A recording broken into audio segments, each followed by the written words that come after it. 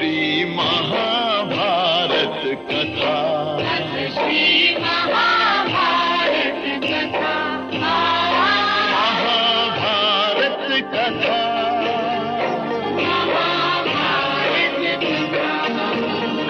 कथा है पुरुषार्थ की, ये स्वार्थ की, परमार्थ की, सारथी जिसके बने श्री कृष्ण भारत पाथ की।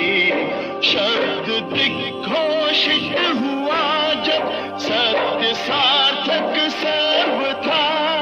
शब्द दिग्घोषित हुआ।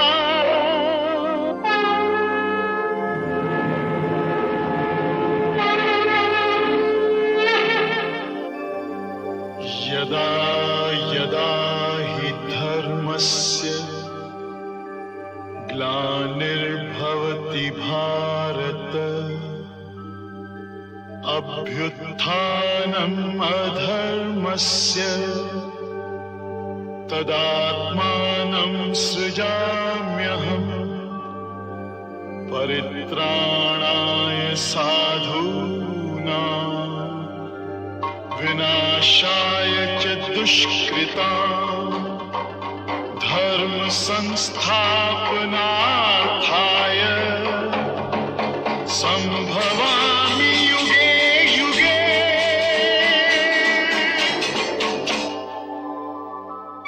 There was a king of the name of Uparichara. That monarch was devoted to virtue. He was very much addicted also to hunting.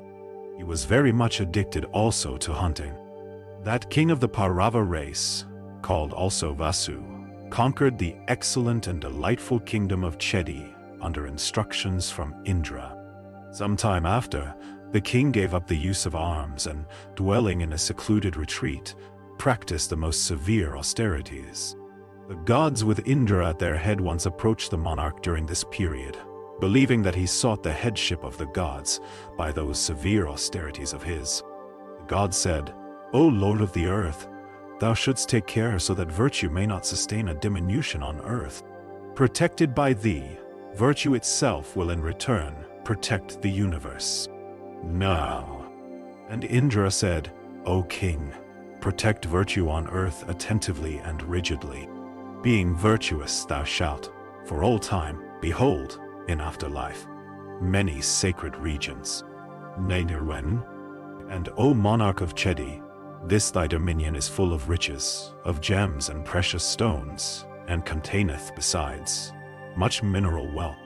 I shall give thee a crystal car such as the celestials alone are capable of carrying the car through mid-air. I shall also give thee a triumphal garland of unfading lotuses, with which on in battle thou shalt not be wounded by weapons. And O king, this blessed and incomparable garland, widely known on earth as Indra's garland, shall be thy distinctive badge." The slayer of Vritra, Indra, also gave the king, for his gratification, a bamboo pole for protecting the honest and the peaceful. From that time forth, O monarch, all kings, following Vasu's example, began to plant a pole for the celebration of Indra's worship. And the god, for the gratification of the illustrious Vasu, assuming the form of a swan, came himself to accept the worship thus offered. King Vasu was thus blessed by the gratified Maghavat, the high-souled chief of the gods. And King Vasu, the lord of Chedis, bestowing boons and performing great sacrifices and observing the festivity of Sakra, was much respected by Indra. And Vasu had 5 sons of great energy and immeasurable prowess. And the emperor installed his sons as governors of various provinces. And the 5 sons of Vasu planted kingdoms and towns after their own names and founded separate dynasties that lasted for long ages. And when King Vasu took his seat in that crystal car, with the gift of Indra, and coursed through the sky, he was approached by Gandharvas and Apsaras, the celestial singers and dancers. And by his capital flowed a river called Satyavati, and that river was once attacked by a life-endued mountain called Kolahala, maddened by lust. And Vasu, beholding the foul attempt, struck the mountain with his foot. And by the indentation caused by Vasu's stamp, the river came out of the embraces of Kolahala. And And the mountain begat on the river 2 children that were twins. And the river, grateful to Vasu for his having set her free from Kolahala's embraces, gave them both to Vasu. And Girika, the wife of Vasu, after her menstrual course, purifying herself by a bath, represented her state unto her lord. But that very day the Petrus of Vasu came unto that best of monarchs and foremost of wise men, and asked him to slay deer for their sraddha. And the king, thinking that the command of the Petrus should not be disobeyed, went a-hunting, thinking of Girika alone, who was gifted with great beauty, and like unto another Sri herself, and the season being the spring. The woods within which the king was roaming had become delightful like unto the gardens of the king of the Gandharvas himself. And the king became possessed with desire, and he saw not his wife before him. Maddened by desire, he was roaming hither and thither, when he saw a beautiful asoka decked with dense foliage, its branches covered with flowers. And the king sat at his ease in the shade of that tree. The hawk, swift of speed, took it from the king, and rapidly coursed through the air. While thus passing, the hawk was seen by another of his species. Thinking that the first one was carrying meat, the second one flew at him.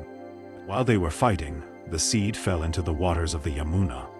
As soon as Vasu's seed fell into the water from the claws of the hawk, Adrika rapidly approached and swallowed it at once. That fish was, some time after, caught by the fishermen. From the stomach of that fish came out a male and a female child of human form. The male child amongst the two was taken by Uparichara. After the birth of the twins, the Apsara herself became freed from her curse.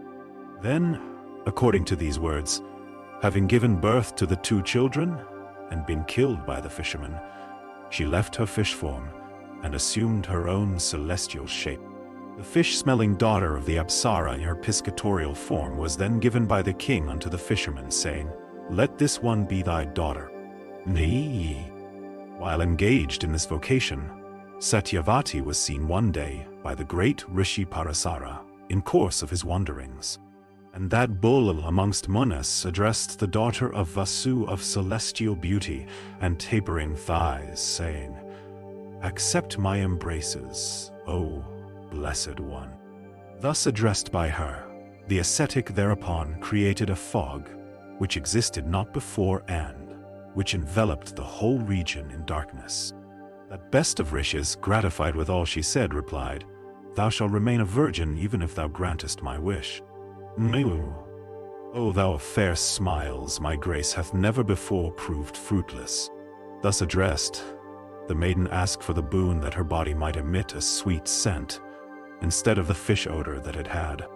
And the illustrious Rishi thereupon granted that wish of her heart. And she thenceforth became known among men by the name of Gandhavati, the sweet-scented one. And she brought forth the very day, on an island in the Yamuna, the child begot upon her by Parasara, and gifted with great energy. And he went away, saying, "As soon as thou rememberest me when occasion comes, I shall appear unto thee." And it was thus that Vyasa was born of Satyavati through Parasara. And the child, with the permission of his mother, set his mind on asceticism. And the learned Dwaipayana, beholding that virtue is destined to become lame by one leg each yuga, arranged the Vedas. And the boon-giving great one then taught Sumanta, Jaimini, Pila, his son Suka, and Vaisampayana, the Vedas having the Mahabharata for their 5th. And Bhishma, of great energy and fame, and of immeasurable splendor, and sprung from the component parts of the Vasus, was born in the womb of Ganga through King Santanu. And he was conversant with the interpretations of the Vedas, was illustrious, gifted with great energy, and of great reputation. And accused of theft, though innocent, the old Rishi was impaled. He thereupon summoned Dharma, and told him these words, "In my childhood, I had pierced a little fly on a blade of grass, O Dharma. I recollect that one sin, but I cannot call to mind any other."